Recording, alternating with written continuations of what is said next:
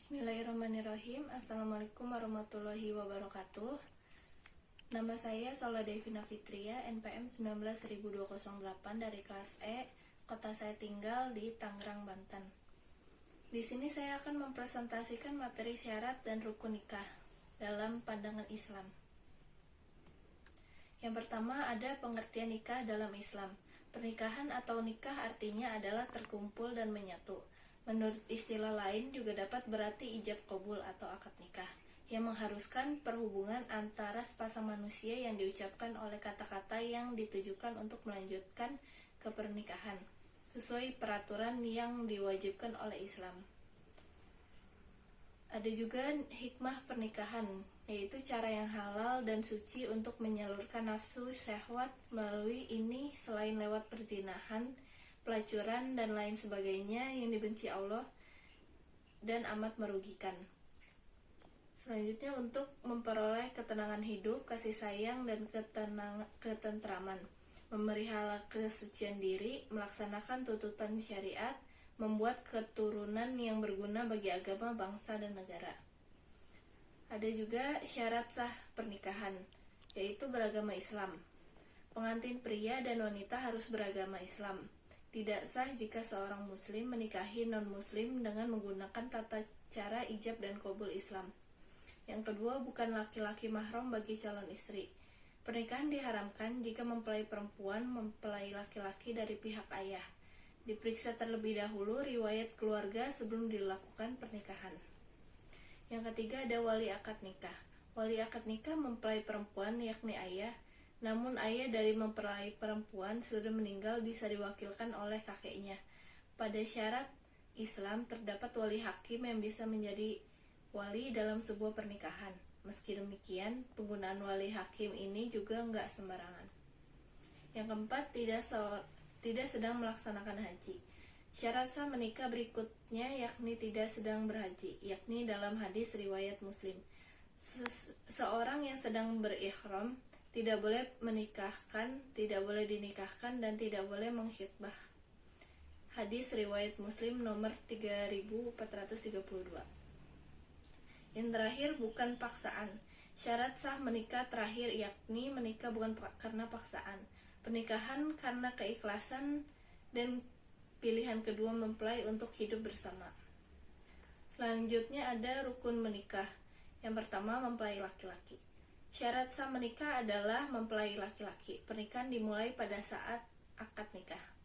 Yang kedua, mempelai perempuan. Sahnya menikah kedua yakni ada mempelai perempuan yang halal untuk dinikahi, memperistri perempuan yang haram untuk dinikahi, seperti pertalian darah, hubungan persusuan, atau hubungan kemertuaan. Yang ketiga ada wali nikah perempuan. Syarat sah menikah berikutnya adalah wali nikah. Wali merupakan orang tua mempelai perempuan yakni ayah, kakek, saudara laki-laki kandung, kakak atau adik, saudara laki-laki seayah, saudara kandung ayah, pakde atau om, anak laki-laki dari saudara kandung ayah. Yang keempat, saksi nikah. Menikah sah bila ada saksi nikah. Tidak sah menikah seseorang bila tidak ada saksi. Syarat menjadi saksi nikah yakni Islam, balik, berakal, merdeka, lelaki, dan adil. Dua orang saksi ini diwakilkan oleh pihak keluarga, tetangga, ataupun orang yang dapat dipercaya untuk menjadi seorang saksi. Yang kelima ada ijab dan qabul. Terakhir syarat sah nikah yakni ijab dan qabul. Ijab dan qabul adalah janji suci kepada Allah Subhanahu wa Ta'ala di hadapan penghulu, wali, dan saksi. Saat kalimat saya terima nikahnya, maka dalam waktu bersamaan dua mempelai laki-laki dan perempuan sah menjadi sepasang suami istri. Ada juga beberapa syarat nikah bagi calon pengantin dan wali. Syarat calon suami yaitu Islam, laki-laki yang tertentu, bukan lelaki muhrim dengan calon istri, mengetahui wali yang sebenarnya bagi akad nikah tersebut, bukan dalam ihram, haji, atau umroh, tidak mempunyai 4 orang istri yang sah dalam satu waktu. Syarat calon istri. Islam, perempuan tertentu, bukan istri orang, bukan perempuan muhrim dengan calon suami, bukan seorang banci, bukan dalam ihram haji atau umroh, tidak dalam iddah. Syarat wali. Islam, bukan kafir, lelaki dan bukan perempuan.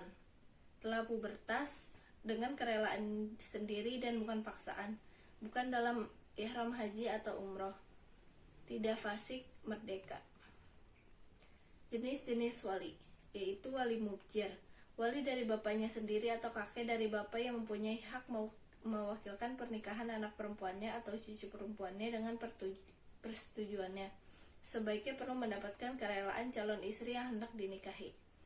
Wali akrab, wali terdekat yang memenuhi syarat yang layak dan berhak menjadi wali. Wali yang sedikit mengikuti susunan yang layak. Wali yang sedikit mengikuti susunan yang layak menjadi wali.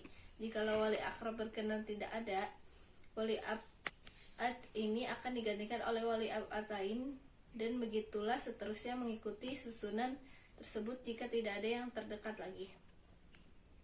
Yang terakhir ada wali raja atau hakim, wali yang diberi hak atau ditunjuk oleh pemerintah atau pihak berkuasa pada negeri tersebut oleh orang yang telah dilantik menjalankan tugas ini dengan sebab-sebab tertentu.